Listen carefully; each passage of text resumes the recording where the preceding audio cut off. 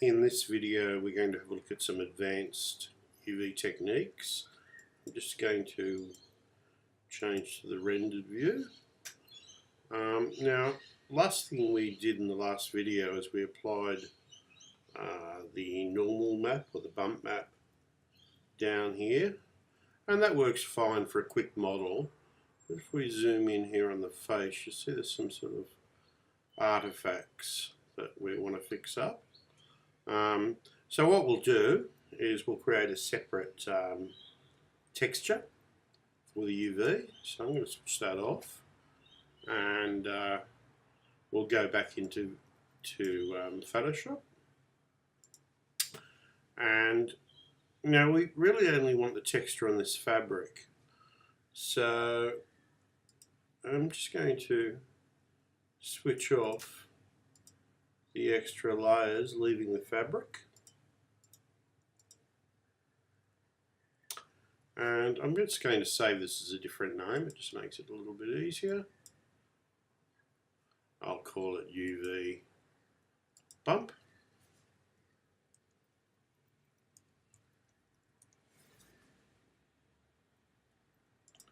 Let's save. Now I'm just going to merge the visible. Actually going to be on one of those layers. Merge visible. And I'm going to lose the colour because we don't need it for a bump map. So black and white. And I'm going to blur it slightly, it works a little bit better for a bump map. So I'm going filter blur and just maybe 2 pixels. Okay, so I'm going to export that as a JPEG.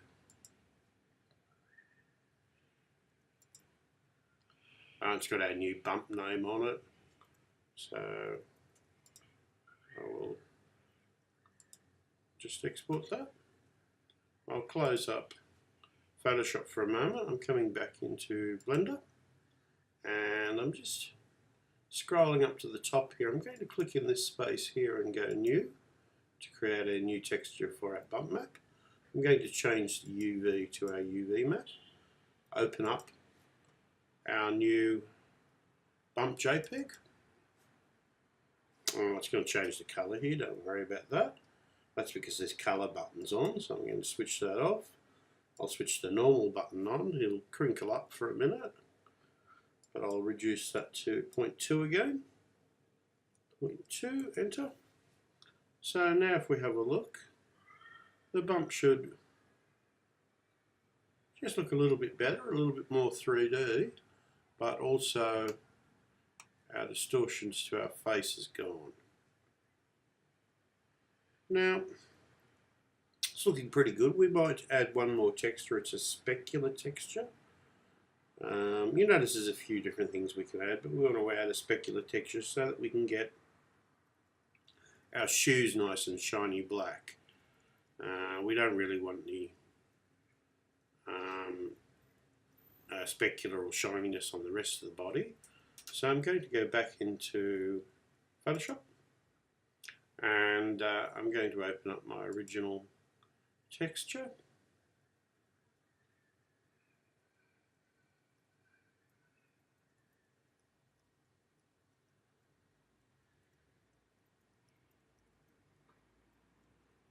Okay, that's the right one. So there it is. And now, really, we just want the shoes, so we might as well do the soles as well. They're on the same layer anyway. So, now, we'll just export that as is. We really need a negative of that, but we can do that in Blender. So I'm just exporting that as a JPEG.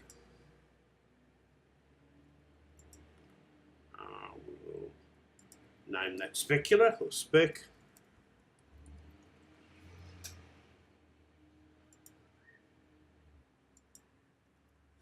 Okay, so I'm collapsing Photoshop again, going back into Blender, and we'll come up the top here, scrolling up the top in the textures module. I'll click on another texture space, go new, put the UV map in there, open up the specular map, JPEG. Again, it's changing the colours, but don't worry, we'll switch that off. And we'll come down, we want all three on. And we want to make it negative. So it's just the shoes. And we'll drop the intensity down to maybe there's good. About 0.3 and we'll drop the hardness down as well. And that's looking pretty good. So just the shoes are shining. Okay, so he's looking quite good. We could add some tone to the hair and tone to the skin tones a bit more. But there's a couple of things I want to fix up. I'm not going to worry about that. There's a couple of things I might fix up, however. Like the stitching. You see how it gets a little bit bigger at the top here. Okay, so to fix that, I'm just going to go back into solid mode for a moment. I'm going to go tab to go into edit mode. Again, I've got my skin selected. So if I go A, you'll see I can just select just the skin, which is the one that I've got my UV texture on. So I want to just play around with these, this template over here to try and fix those problems. I'm just going to, so I can see what I'm doing, I'm putting the rendered version back on. Again, I'll zoom in, I'll go 1. So I'm looking at square, and I want to fix these, I want to scale these down. So that's on the sleeves over here. I'll go A to deselect the various mesh, and I'm going to go, I'll right click on, I have to change into face mode down here, which is this little button down here. I'll right click on, actually I want to go L, don't I? I'll go L on one, I'll hold the shift and go L on the second sleeve. I'll go G, and I'm moving them over to this larger bit of material here. I'm going to put them approximately in the middle of that. I'm just going to switch on that texture so I can actually see what we're doing. Just that one there. So now I just want to select 2 strips, the outer 2 strips of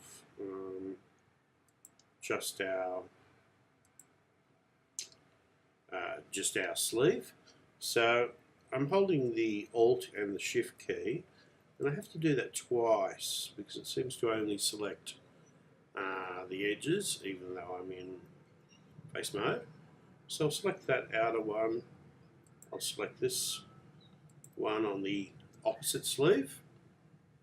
So now you would think you would scale those down, but in fact we want to scale them up to make the texture smaller. So I'm going to go S and just scale those up, wait for the screen to redraw, and that's looking pretty good. I might have gone a little bit far. I'll bring them down a little bit. No, a little bit more. Left click, okay, I think that's sort of fixed that a bit. Now I noticed his lips were a bit too big. I'm going to go A to deselect those, that bit of the mesh. I'm going to zoom in on his mouth. You can see they look too big.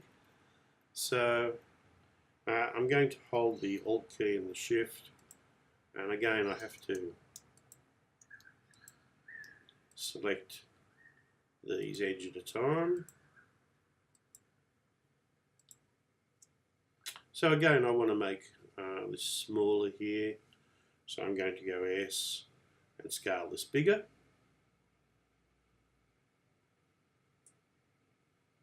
Don't worry if it overlaps the surrounding mesh. So that's a few techniques for adjusting your character.